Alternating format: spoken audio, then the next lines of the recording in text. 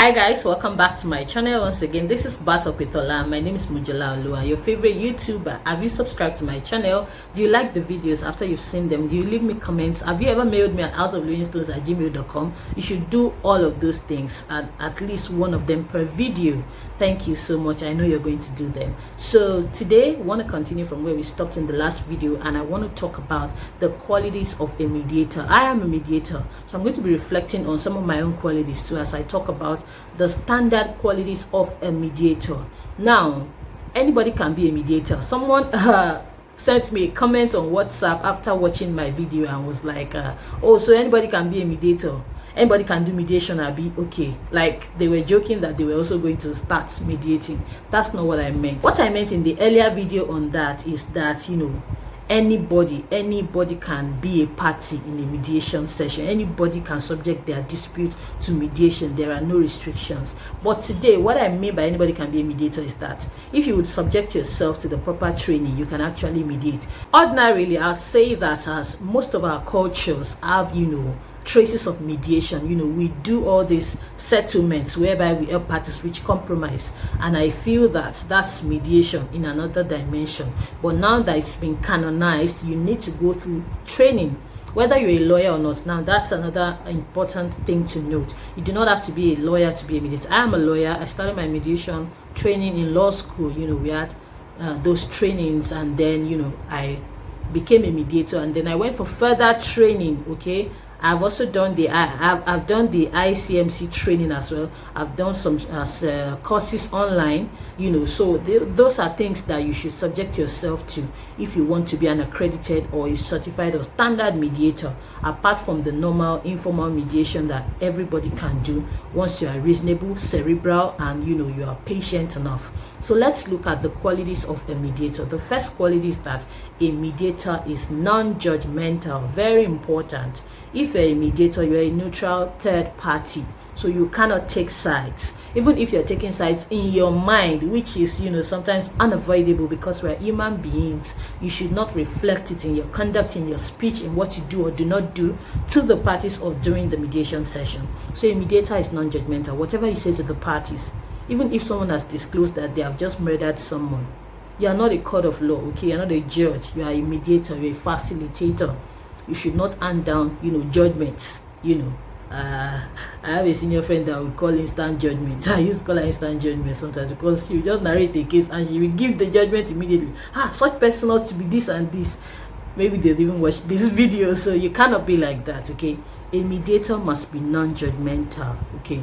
You must calm down, allow parties to state their case. Especially, do not fall victim of judging after hearing one party.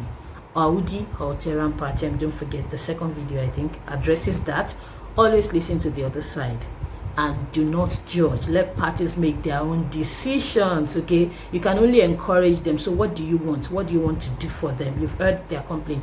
What do you want to do about this? What do you want to do about that? So you urge parties and you encourage them to reach an amicable settlement. You do not judge and you do not hand out, you know, decisions. So first, a good mediator must be non-judgmental. How to be non-judgmental? In your words, you have to pick your words carefully such that you do not give off a sense of having accused someone. For instance, calling someone a culprit when a matter is going on, or maybe a wife has told you that the husband beats her, and then you turn and say, Mr. Wife beat her. Is that true?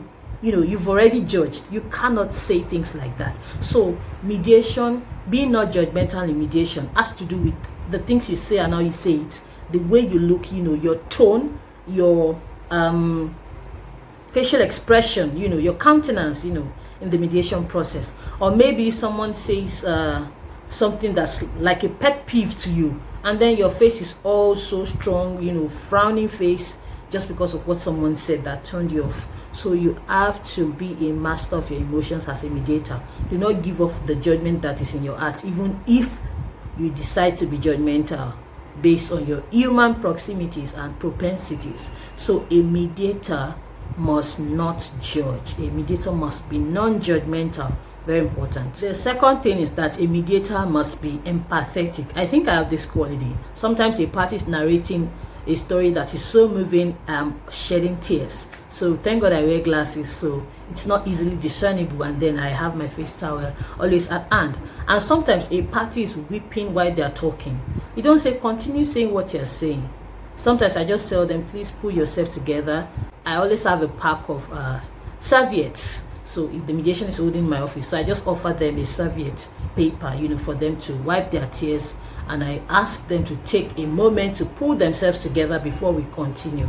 Okay? And sometimes one party is so angry and they are showering invectives on the other party. You show empathy by letting them know that you understand that they are angry and they have some justification for how they are feeling. But because of the laid down rules at the beginning, which you'll find in the first video or the second video now, you tell them, encourage them to stop raining invectives on the other party and to be civil in their conduct. So you must be empathetic as a mediator. If someone has lost theirs, maybe they were talking about something that was funny and you were laughing before, and then someone tells you maybe that they have lost a child in the process of maybe being jobless, or because they were fired by this person, they couldn't pay the child's hospital bills, and then the child died and all of that. You take a moment to show empathy, to show that, oh, I can imagine how painful or hurting that could have been for you, and I'm so sorry about that. Okay, so a mediator must show empathy. Very important. A mediator must be empathetic. So the third quality is that a mediator must be patient. Very, very important quality. You have to be patient as a mediator. Sometimes parties will accuse you of bias. Sometimes parties will want to dump, the problem on you. They will make it look as if you are the one that's aggravating issues, when really you're not. So you have to be extremely patient as a mediator. Patient to listen to both sides. Sometimes you have parties that are talkatives. The other day I tweeted and said, why am I always getting the talkatives? People want to talk for 3 hours, 4 hours. We are still on the same issue and we are going around in circles. Sometimes I'm trying to drive the party back to the point and they tell you, that's what I'm trying to say. Just hold on, I'm coming. Then they go right back into another issue that does have nothing to do, with the matter on ground. And they keep telling you, I'm coming, I'm coming. Listen to me, auntie, listen to me. That is what I'm trying to say. I'm still coming back to that. I'm still coming back to that. You know that you allow that to say all along. So now that it's my turn, allow me to talk too. Allow me to talk. Or maybe parties that are, very impatient. I had a session once. I told them that if you're talking, no other person should talk. So when I think the complainant was talking and the respondent was butting in, she kept saying, they say you should not talk. Please, please, please, let me finish my own. So she finished her own, took as long as she could, she wanted.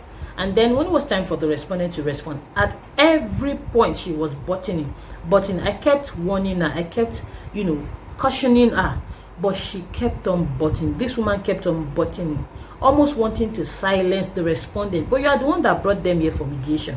Would you let them talk or not? So a mediator has to be extremely patient. I've told you that I've done a mediation once. We started around 10:30 to 11. And we ended at about 5:15 p.m. and I didn't even go for a break. The best I did was stand up on my seat and sit down again. It was a matrimonial dispute, and it was partly settled but not totally settled that day.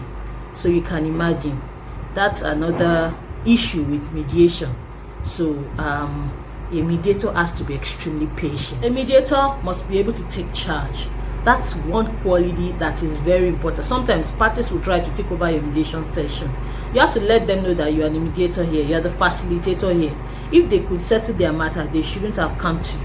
I've had so many experiences with one party being so difficult. They want to do all the talking, they want to do the decision making, they want to do practically everything, shutting everyone out, including the mediator.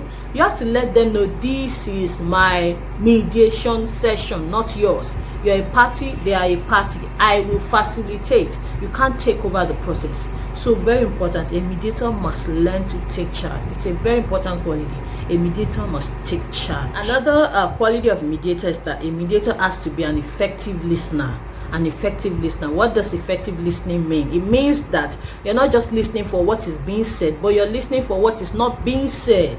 For instance, I did a mediation in matrimonial. I do a lot of matrimonial courses, matrimonial disputes. So I keep giving them as examples. I do all sorts of mediation, mind you, tenancies, sale of land, inheritance, labor and employment matters, contractual matters, business matters, all manner of mediations. But I do a lot of matrimonial disputes, so that's why I keep giving the examples. So there was this couple came. It was the complainant that brought his wife as the respondent, and he carefully omitted what he told us, what he was so what he was so eager to tell me, and what he made me know, because I think I was the one that did that mediation, was that the wife slaps him, and that yes, that they fight, they sometimes fight, but he has never beaten his wife before.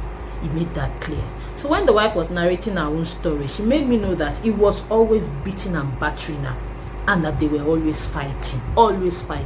And yes, she admitted to slapping him. In fact, in my presence, twice she told him to shut up when he was butting into her own time of speech. So it was plausible for us to assume that she actually did what she admitted to do. She already admitted, so it's already plausible anyways. So I had to ask the man, but you said you've never touched your wife. So he said, well, he doesn't beat her, it's just that they used to fight. So I said, when you people are fighting, is it that you fight her, she fights you, or you just, I tried to ask that, you just stand and she's the one doing all the beating? Don't you exchange like blows, fisticuffs and what have you? That means you also beat her. She admitted to beating you, but you have carefully cut out the part where you actually beat her. And I think that he must have beaten her so severely at once that it affected, her sanity, because she eventually started showing some symptoms and stormed out of the mediation session angrily, and then the husband stayed and kept on making a case and all of that. But I could deduce, I might be wrong, but from my deduction, the man probably feels remorse for having beaten her to the point of mild insanity at some point, because he talked about how he took her to the hospital and what have you. But that's not where we're going. What I'm trying to say is that as a mediator, you have to understand what is not being said. Okay, if someone is talking about, there are some issues that if people are talking about, say infertility, for instance. I once did a mediation where someone had scammed a couple that were looking to adopt a child, a baby, and he had scammed them and taken them to a fake adoption center and all of that. So in such a matter, or maybe if someone was talking about infertility, maybe male infertility, maybe let's say issues that people do not really like to talk about, if you're observant, if you are, which is another quality, you would notice that there are things that are not being said, but that you should be able to deduce logically now, not sentimentally, logically. So a mediator must be an effective listener. You must listen for what is being said, what is not being said. You're not just listening to the words, you're listening to the tone, the countenance of the person that is saying it, and what they are not also saying. Very important. Another quality of a mediator is a mediator must be observant, must be very observant. Sometimes a party, like I did one, I think last week, the husband took like an hour or maybe 30-40 minutes to narrate his own story. It was the complainant, and then the wife took about an hour or maybe an hour 30 minutes to narrate her own story. But she kept on delving into issues to address everything that the husband had said about her. And then the husband started dozing off at some point. At some point he said he wanted to go out and wind down his car window and all of. He kept on giving excuses. I had to tell him, Mr. Man, you are the one that brought the case here. Do you want to end it? You're the complainant. Why aren't you paying attention? Everyone paid attention when you were narrating your own side of the story. A mediator has to be observant, because if I wasn't observant, I wouldn't notice that he wasn't paying attention, and what he was really trying to do was not all those excuses he was giving, but it was that he wanted to shush the woman, because it turned out that she was saying things that he probably didn't expect she would have divulged, in addressing the allegations he had leveled against her. At some point he slept off. I had to wake him up. I said, Mr. Man, are you sleeping? So you have to be very observant.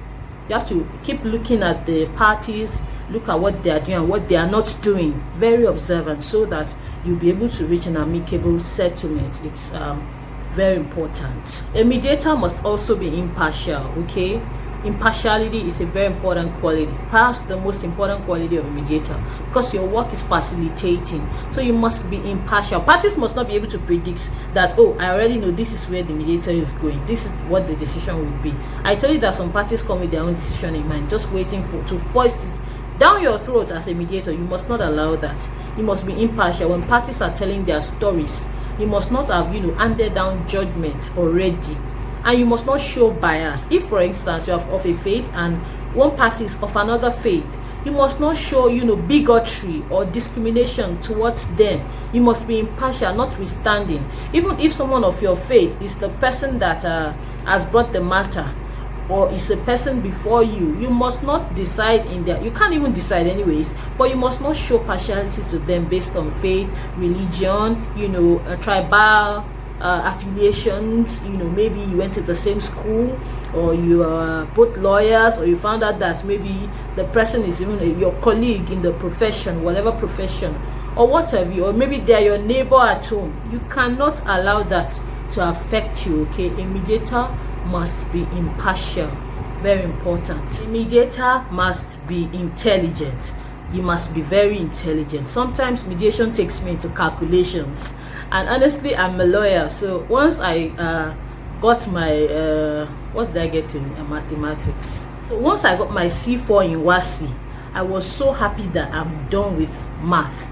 So it was like a big escape for me. I just thank God for that miracle of C4, because math is a subject that I tried so hard to fall in love with, but that was not falling in love with me back, unrequited love. But I thank God. So once I got that C4 in mathematics, I ran away. Thank God for the gift of escape. So let me just face other things that are my strengths, instead of keeping on trying to pour so much love into my weakness, so to speak.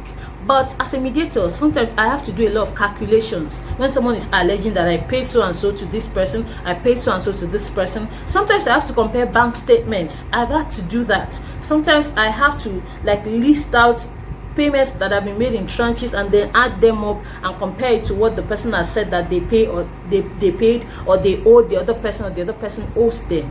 So we do a lot of things in mediation. A mediator has to be very intelligent, very cerebral. Sometimes parties are speaking in parables.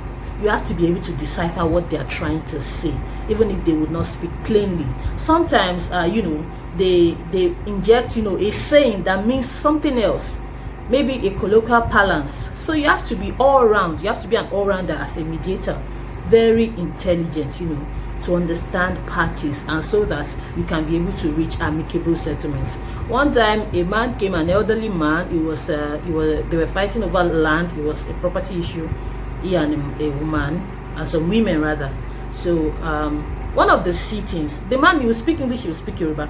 In one of the sittings, the man actually made about 11 Yoruba proverbs. I wrote them down because I just took interest. As the man is talking, he's spicing with Yoruba proverbs, I had to write all those things down. And then I also have to quickly reflect on the meaning of the proverb in relation to what he has just said. That what does this man mean? What is he trying to say? So a mediator has to be very intelligent. Another quality is flexibility. A mediator must be flexible. Flexible in the sense that you cannot say that my mediation sessions are 2 hours. Once it's 2 hours, wherever we are, we end it. No, you have to be flexible. What if you say 2 hours and the matter elongates into 5, 6, 7 hours? You try to get to the point of settlement. And you could say, okay, we'll spend 5 hours on this matter, and you might spend maybe 15 minutes and it's resolved. So you have to be flexible. You have to understand what language you want to speak, English or Yoruba. You speak English, you speak. Sometimes even the language that the other person is speaking, maybe some interjections. Even I myself, I might not understand, but I'll try to ask the person, what do you mean by this, if need be? And sometimes I try to rack my brain until I can get a meaning or decipher what they mean. So there was a time that a man brought his bankers, because they had sealed this PND this account, and they weren't allowing to withdraw money, and it was turning to a prolonged issue.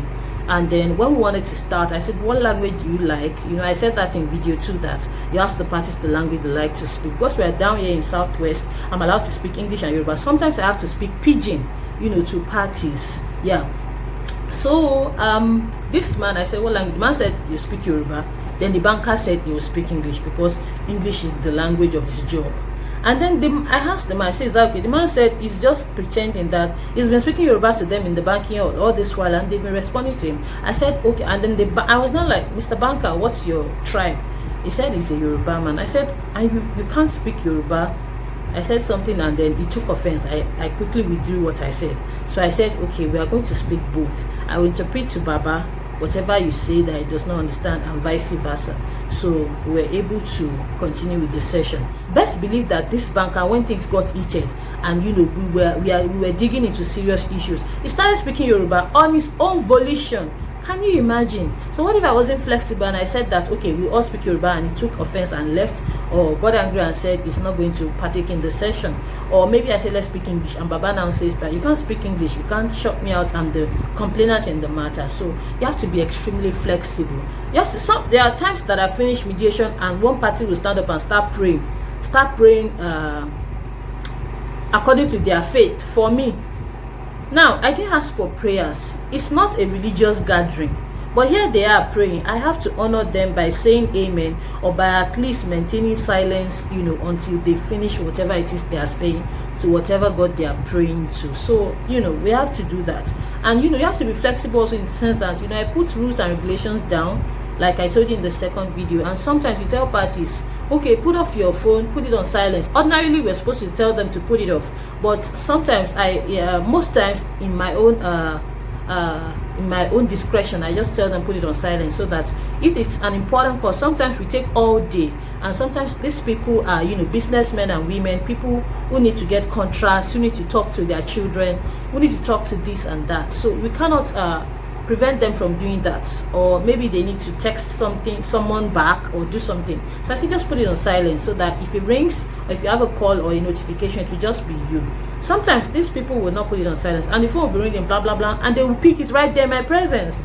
I cannot just say, yeah, get out. No, I have to be very civil the way I address it. Can you step out and pick that call? Sometimes they'll say, ma, please, I want to pick this call. But we've already told you that we don't receive calls during sessions. But they say it's a very important call. What will I do? Okay, should we wait for you? Step out, make your call, and come back inside. So you have to be flexible. You can't be rigid as a mediator. Also, another thing I tell people, do not swear. We don't swear in mediation. Most times, parties will forget themselves and they will start swearing, and they say, they will remove their slippers and they will put their leg. I'll just remind them, as you're removing your slippers, you're actually putting your legs on tiles. Or people who don't get the joke. So that usually lightens up the room. People will laugh, and then we're able to continue.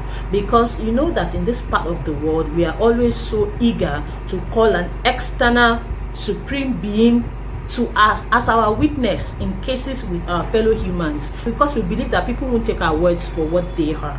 So because truth and honesty is very scarce in this part of the world, so people always have the propensity to swear, to call a supreme being as their witness. So usually how they do that, if they don't do like this, or they will just remove their legs, their slippers or their shoes, and put their legs on the bare floor, so that the floor into which they are going to go when they die should witness against them if they are lying or telling the truth. So because I've already told them that we don't swear, and they keep doing this, what will I do? I'll just say, ma, but I told you we don't swear here. Sir, I told you we don't swear here. As you are removing your shoes, you are just stepping on tiles. You are not touching the ground. So this swear is not a swear. It's not going to work. Essentially, that's what I'm saying to them, and we just smile and we continue. But we'll talk about that in the last video. I'll talk more on that. But those are things that you tell parties not to do, and they still do it. I say, don't butt into the other person's conversation. Let them finish. But sometimes someone is talking and say, it's a lie. You are a liar. What will I do? Will I say shut up and get out? No. I say, but I told you not to butt in. In fact, they'll be reminding me, auntie, you said they should not talk when I'm talking. I did not talk when they were talking. So just say, I'm so sorry. I'll just say, please, come on. There was a time that I think it was an Indian CEO, and his employee had brought him for for a mediation session. It was an employment matter, and then the employee's lawyer kept on accusing them of fraud, And the Indian man was getting angry. He said, "Madam, but you told us we cannot speak such words." I kept on apologizing to him. They had to caution the lawyer that you cannot say that here. You can't make decisions. You are only a complainant. State your case and be civil about it. So, we have to keep mediating. The mediation process is not so much as in reaching the decision than the process to get into that decision. You have to facilitate the process, make sure that everybody's happy at the end of the day. So those are things that you have to do as a mediator. So you need to be very flexible as a mediator if you're going to achieve that. There are so many qualities that a mediator should have. A mediator has to be persuasive. Okay, I know that I said that the process is non-binding and parties can leave, but as a mediator, you should be able to persuade them to stay and see reason with the other person. It's not all the time that a party will say, "I want to leave there." You say, "Okay, be going." No. Sometimes you persuade, you encourage them to stay and see it through. Sometimes you encourage the other party to shift grounds. Nobody likes shifting grounds. And you know that in litigation, you don't have to shift any ground. Just prove your case and the court will grant you justice, or judgment rather, if they are so convinced. But in mediation, you have to appeal to the other party, appeal to this party. Please move here. Move from point A to C. Move from point B to C. Let's meet at a middle ground. So that's another important quality of a mediator. And then as a mediator, you have to be non-defensive. Non-defensive in the sense that parties will make you angry. They do it if they are stuck in trade, but you cannot get angry because you are trying to mediate between two angry parties already. So we cannot have a third angry party. You have to swallow it in everything they say. You have to be calm, cool and collected. If God so good, you have maybe a panel of mediators, you can allow your colleague to take over if you are miffed, or if you're getting irate at something that someone has said or done to you. But as a mediator, you have to be non-defensive. Things that will normally get you angry, things that people will say that will turn you off ordinarily, you cannot allow those things to get to you in a mediation session. You have to remind yourself that this is mediation. It's not about you. It's about the parties. So you cannot be defensive. You have to be non-defensive as a mediator. Then as a mediator, you have to be resourceful. You have to be resourceful, okay? Sometimes parties are trying to say something. I understand the position in law. Or parties are trying to quote a law that is not right. I tell them that I'm a lawyer. We're not doing law here, but let me just tell you what the law says.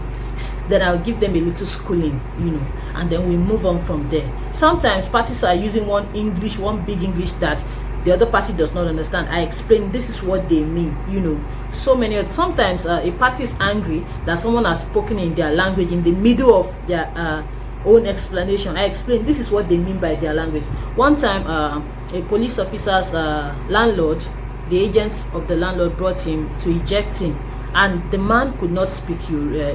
When I said what language, he said Yoruba is fine, but he did not really understand Yoruba as such. So after the agents finished his own side of the story as the complainant, I asked the police officer, I said, "Officer, do you understand what this person has said?"